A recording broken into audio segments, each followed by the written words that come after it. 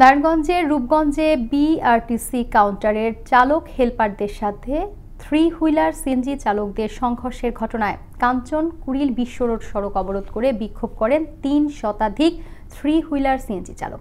এ সময় তারা সড়কে অবস্থান নিয়ে চলাচলরত বিআরটিসি বাস বন্ধ করে দেন।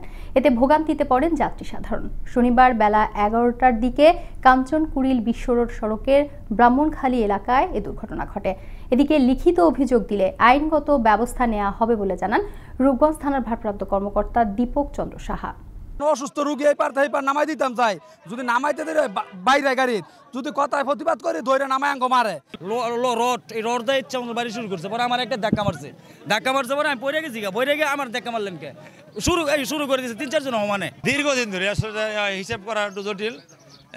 আর তারা আসলে বিআরটিসি না, এটা হলো বিআরটিসি থেকে যারা বাসগুলা নিয়েছে এই যারা পরিচালনা করে তারা যে তাদের ওখানে নির্ধারিত লোক রাখছে। কোনো ধরনের অপরাধ কর্মকাণ্ড পরিচালনা বা কেউ করার কোনো সুযোগ নেই। আমাদের কাছে অভিযোগ এ পর্যন্ত কেউ করেনি। আমাদের অভিযোগ করলে যারাই যে ঘটনাই ঘটাক, যদি আইন বিরোধী কোনো কাজ করে তাদের বিরুদ্ধে আমরা আইনানুগ ব্যবস্থা গ্রহণ করব।